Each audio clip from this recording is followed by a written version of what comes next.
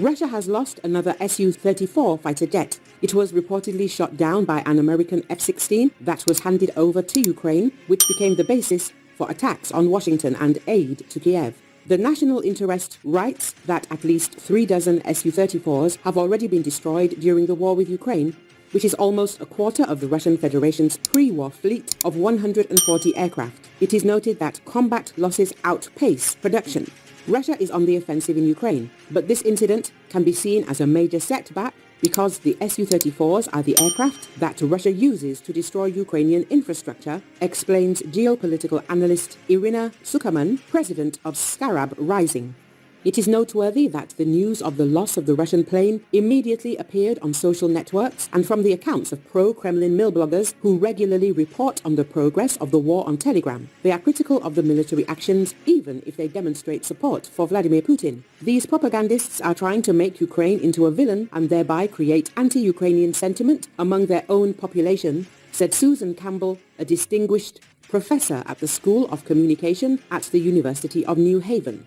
Even when mill bloggers mourn the loss of the Su-34 and criticize the conduct of military operations, this is also aimed at inciting anti-American sentiment, she said.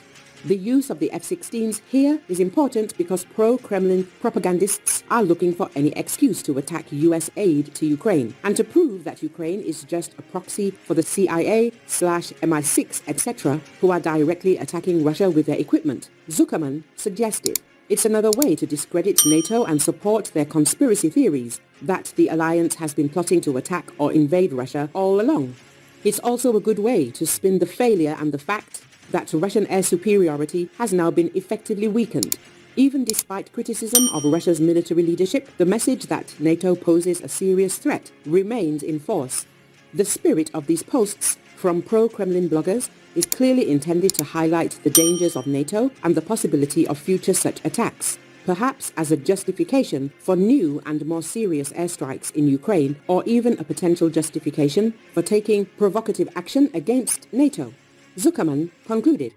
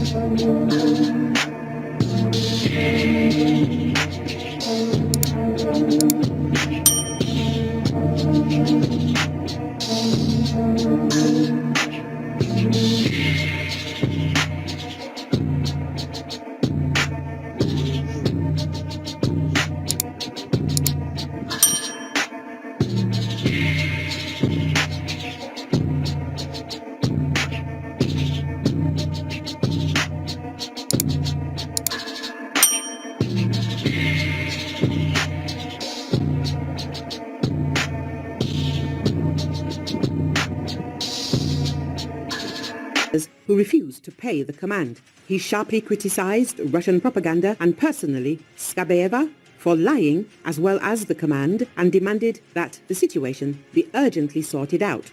What's going on in the army? The guys are being reset for not paying their share. According to Skabeeva, it turns out that we've already walked around the earth twice, but in reality there's a brutal war going on.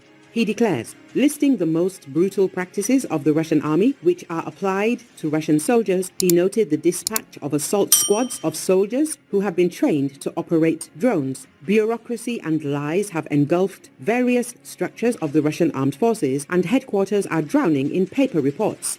At the same time, betrayal also occurs in the rear, where prices are constantly rising and the country's authorities do not react to the war crimes of commanders against Russian soldiers in the combat zone. Russian frontline soldiers have a system of bribes to purchase various services including injuries, leave, rotation, and even to avoid active combat altogether.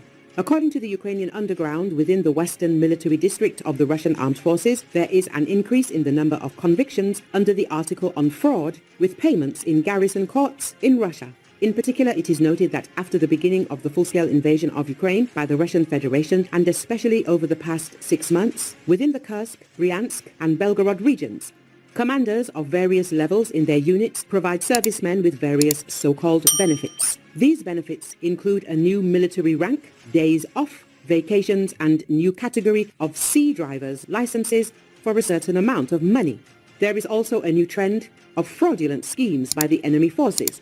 Russian commanders have started selling so-called kickbacks, fictitious certificates of injury, inclusion in the list of state awards for participation in the war against Ukraine, and the ability to avoid punishment for using personal smartphones. Kickbacks are also used to avoid combat missions, i.e. to be sent to the front line.